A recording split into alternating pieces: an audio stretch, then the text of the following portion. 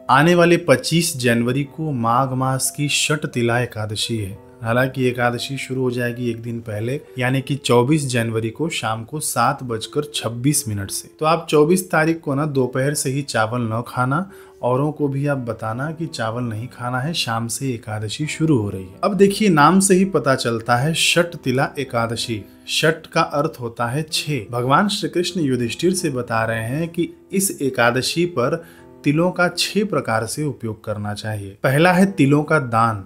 देखिए, जो भी हम लोग तिल का दान उस दिन करेंगे ना, तो जितना भी हमने दान किया है, मान लीजिए उतने तिलों को हम लोग बोते हैं और उसके अंदर से पौधे निकलते हैं, पौधों में से शाखाएं निकलती हैं।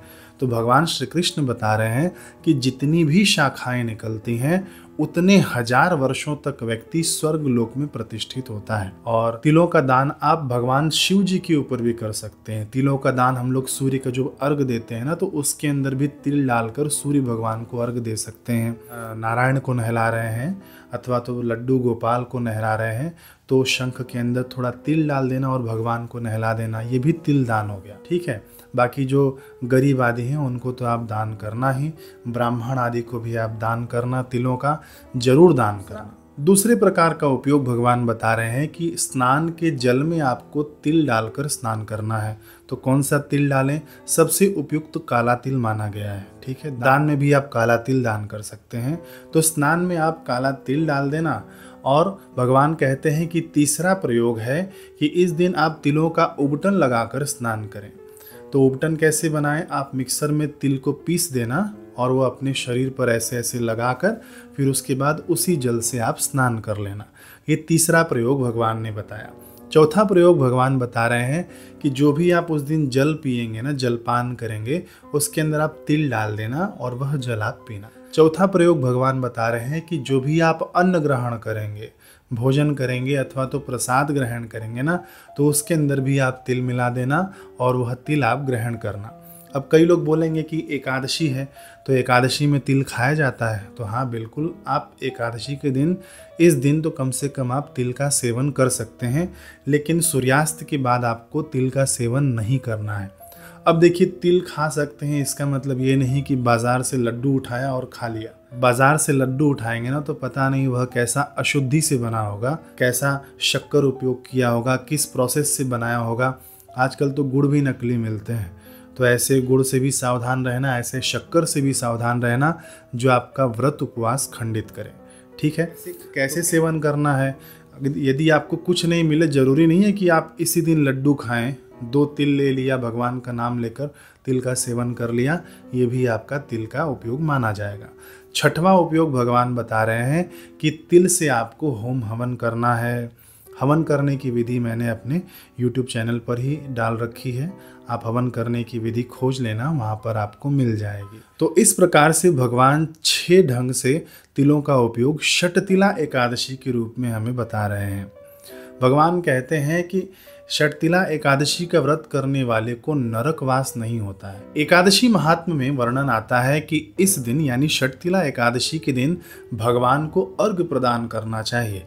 अर्घ्य प्रदान करने का भी मंत्र भगवान ने ही बताया है। मंत्र आपके स्क्रीन पर दिख रहा होगा, आप इसका स्क्रीनशॉट ले लेना, मैं यहाँ से पढ़कर आपको बता रहा हूँ। कृष्ण कृष्ण कृपालुस्त्वं अगतीनां गतिर्भव संसारार्णवमग्नानां प्रसीद पुरुषोत्तम।